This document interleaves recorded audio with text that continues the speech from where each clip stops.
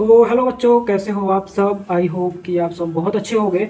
बच्चों, आज हम स्टार्ट करने वाले हैं एचएपी का फर्स्ट यूनिट। और फर्स्ट यूनिट के साथ साथ पहले हम उसका थोड़ा सा इंट्रोडक्शन देखेंगे। उसके बाद हमारी यूनिट आगे स्टार्ट होगी और आपको वन बाय वन जो आगे के पार्ट्स होंगे वो मिलते जाएंगे। तो बच्चों, अगर हम एचएपी के इंट्रोडक्शन की बात करें तो सिंपली देखो एचएपी होती क्या है। तो ह्यूमन बॉडी जो होती है is a single structure but made up of billions of smallest parts, structures, tissues and cells. देखो बेसिकली इसमें हम कहना क्या चाहते हैं, आपको समझाना क्या चाहते हैं कि जो ह्यूमन बॉडी होती है वो है तो दिखने में आपको एक सिंगल स्ट्रक्चर दिखता है कि ह्यूमन बॉडी है, लेकिन उसमें क्या होता है बच्चों की बहुत सारे पार्ट्स होते हैं, बिलियंस ऑफ सेल्स होती हैं, टिश्यूज होते हैं, है ना।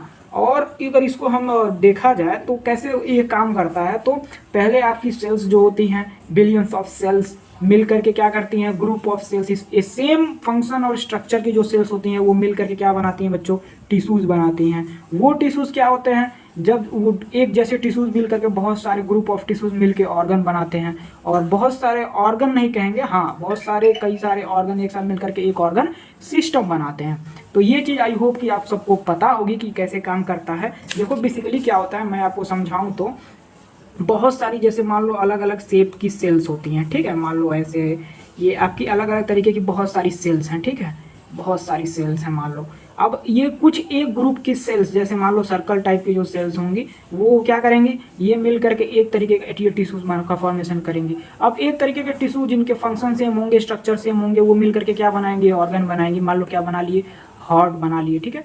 अब ये हार्ट जो है आपका मिला करके क्या बनाए, कार्डियोवास्कुलर सिस्टम बना लेगा। समझ में आ रही है बात, ठीक है। जैसे ऐसे डाइजेस्टिव सिस्टम में होता है, अलग अलग डाइजेस्टिव सिस्टम के पार्ट्स जो होते हैं आपके माउथ से लेकर के, है ना। और स्टमक, आपका स्टमक के बाद इंटेस्टाइन, समझ रहे हो ना बात को। तो ये सारी चीज़ें इसमें आ जाती हैं। अच्छा ठीक है सर, इतना हमको समझ में आ गया। उसके बाद बच्चों देखो एचएपी की अगर हम डेफिनेशन की बात करें तो क्या होता है एचएपी। इट इज एचएपी यानी it is simply the study of structure of each part of body and how they function या फिर वर्क। तो एचएपी क्या है, तो एचएपी सिंपली स्टडी है, किसकी स्टडी है, तो स्ट्रक्चर और फंक्शन की, बॉडी के पार्ट्स की अलग अलग या फिर पूरी बॉडी की, ठीक है।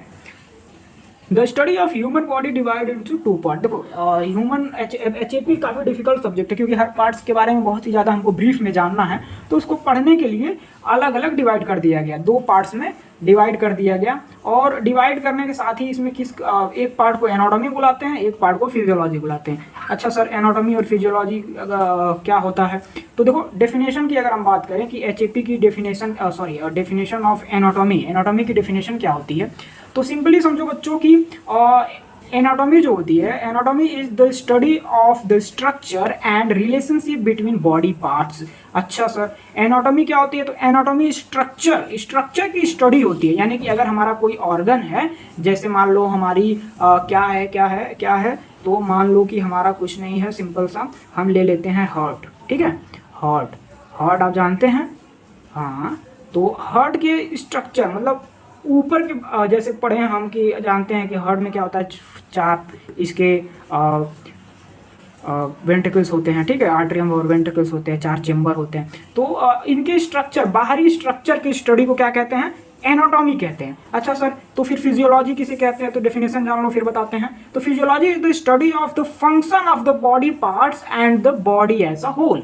अच्छा सर, देखो ये स्ट्रक्चर हो गया, स्ट्रक्चर की स्टडी को क्या बुला रहे हैं बच्चों, एनाटॉमी, ठीक। अच्छा, अब ये हार्ट काम कैसे करता है, तो बॉडी से हमारे डीऑक्सीजनेटेड ब्लड आता है, यहाँ से सेकेंड चेम्बर में आता है, यहाँ से हमारे लंग्स को जाता है, फिर लंग्स से हमारे यहाँ पे आता है राइट एट्रियम में, राइट एट्रियम से राइट वेंट्रिकल्स में आता है, फिर यहाँ से बॉडी में जाता है। तो ये फंक्शन हो गया कि हार्ट काम कैसे करता है। तो इस फंक्शन को क्या कहते हैं बच्चों, फिजियोलॉजी, ठीक है, फिजियोलॉजी। आई होप कि आप सबको समझ में आ रहा होगा। अगर बच्चों देखो इतना आपको समझ में आ गया, तो अब हम जानेंगे कि एनाटॉमी और फिजियोलॉजी का स्कोप क्या होता है या फिर एचएपी का स्कोप क्या है। आखिर हम एचएपी क्यों पढ़ते हैं, एनाटॉमी और फिजियोलॉजी क्यों पढ़ते हैं। तो देखो, anatomy is the science of the body structure and the relationship among the structures. यानी कि क्या, एनाटॉमी वो साइंस है जिससे हमको ये पता चलता है कि जो पार्ट्स हैं बॉडी के उनका स्ट्रक्चर कैसा है और उनका रिलेशन, मतलब कि एक दूसरे स्ट्रक्चर के साथ वो कैसे कोरिलेट करते हैं, समझ रहे हो। उसके बाद जो फिजियोलॉजी की अगर बात करें तो फिजियोलॉजी इज द स्टडी या फिर science of body function, that is how the body parts work. वही चीज जो मैंने अभी जस्ट बताई कि कैसे बॉडी पार्ट्स काम करते हैं, तो वो काम करने की साइंस को क्या बुलाते हैं बच्चों, फिजियोलॉजी, ठीक है। अच्छा सर, उसके बाद to know the structure and function of human body. अच्छा सर, ये तो हो गया। अब इसके बाद क्या है तीसरा पार्ट, देखो तीसरा अगर पॉइंट हम देखें तो क्यों हम पढ़ते हैं एनाटॉमी फिजियोलॉजी, तो बॉडी के पार्ट्स के फंक्शन और उनके स्ट्रक्चर के बारे में जानने के लिए हम क्या करते हैं, एचएपी पढ़ते हैं। उसके बाद क्या होता है सर इसमें, अच्छा पढ़ते हैं उसके बाद और कहाँ पे काम आता है, तो क्या, to know parameter of normal health, यानी कि जब हम पढ़े रहेंगे नॉर्मल फंक्शनिंग पढ़े रहेंगे बॉडी के पार्ट्स की, कैसे वर्क करते हैं, कैसा स्ट्रक्चर होता है, तब हम क्योंकि हम एक पैरामेडिकल के स्टूडेंट्स हैं, एक मेडिकल के स्टूडेंट, तो हम ये चीज़ हमको पता करने में आसानी होगी कि एक नॉर्मल हेल्थ के पैरामीटर्स क्या है, यानी कब ऐसा होगा जब बॉडी ऐसे फंक्शन करने लगेगी और हम कहेंगे कि बॉडी नॉर्मल फंक्शनिंग कंडीशन में नहीं है। अच्छा, पांचवा पॉइंट देखो बच्चों, for determining techniques of surgery. अच्छा, अगर आपको किसी बॉडी पार्ट्स की सर्जरी करनी है, अगर उसके स्ट्रक्चर और फंक्शन के बारे में नॉलेज ही नहीं रहेगी तो आप उसकी सर्जरी कर सकते हो क्या, नहीं कर सकते हो ना।